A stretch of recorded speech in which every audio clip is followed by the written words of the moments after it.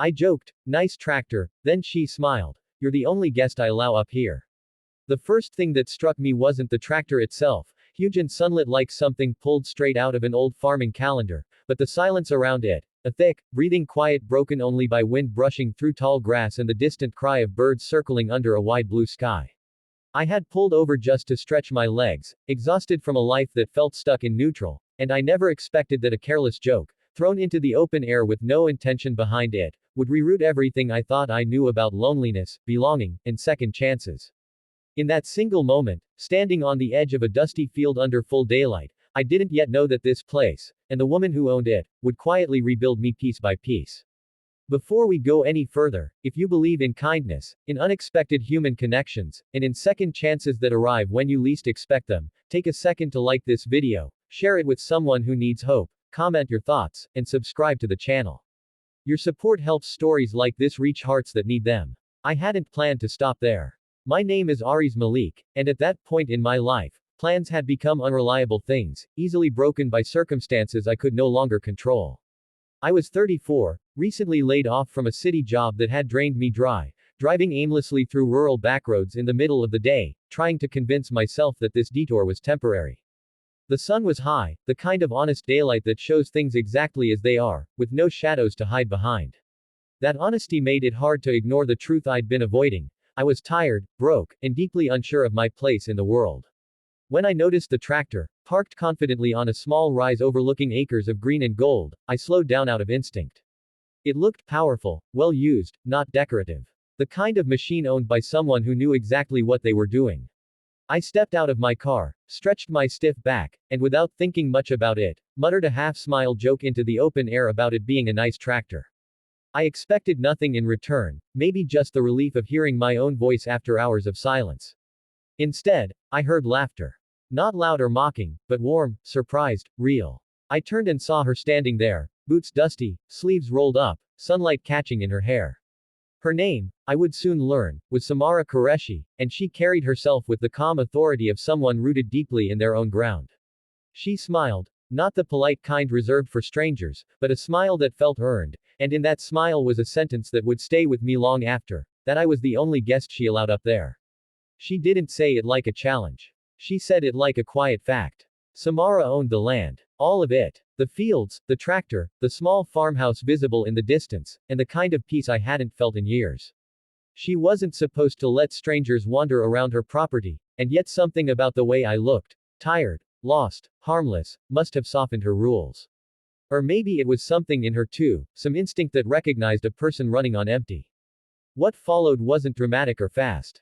It was slow, sunlit, and deeply human. She gestured for me to follow as she climbed up onto the tractor, and before I could overthink it, I found myself stepping onto the metal ladder, feeling ridiculous and honored at the same time. From up there, the land unfolded like a living painting. Crops swayed, dirt roads curved gently, and the sky seemed impossibly wide.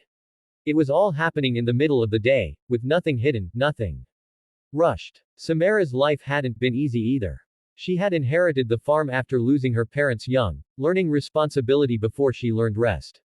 The land demanded everything, time, strength, patience, and she gave it willingly, even when it left her isolated. Friends drifted away. Opportunities passed by. Yet she stayed, choosing the certainty of soil beneath her hands over the chaos of cities that promised more than they delivered. Listening to her story through her steady movements and thoughtful silences, I felt something loosen inside me. My struggles suddenly didn't feel so uniquely heavy. Over the next hours, the day unfolded gently. We talked without pressure, without pretending to be more than we were. I helped where I could, clumsy but eager, and she corrected me with amused patience. The sun traced its path slowly overhead, marking time in warmth instead of clocks. For the first time in months, I wasn't thinking about what I'd lost. I was thinking about where I was. Still, doubt crept in quietly. I knew I didn't belong there, at least not permanently. I was a visitor in her world, someone passing through while she remained anchored. As the afternoon wore on, I wrestled with the familiar fear of connection, the knowledge that good moments often come with endings attached. I had been burned before by places and people that felt right but couldn't last. Samara seemed to sense the shift in me. Without prying, she shared more of herself, not through dramatic confession but through small truths. How lonely nights could be. How strength didn't mean never feeling afraid. How letting someone see your world was a risk she rarely took. That was when I understood the weight of her earlier words. Being allowed up there wasn't about the tractor.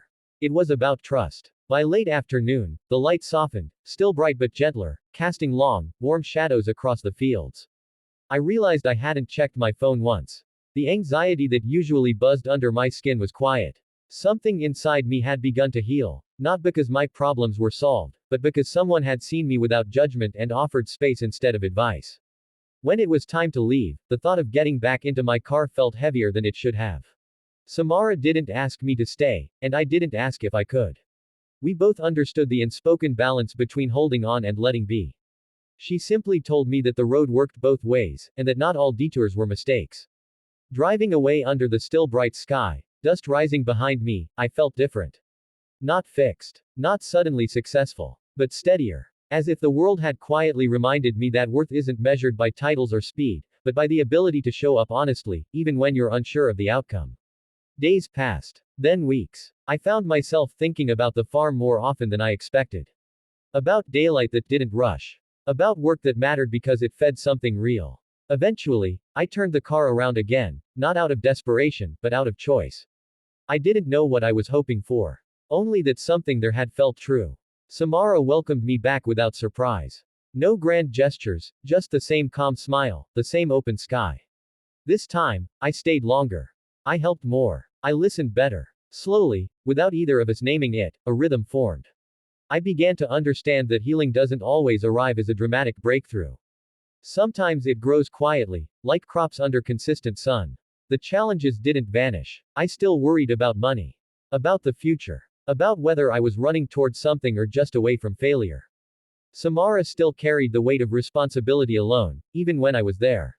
But together, the burdens felt lighter, shared in silence.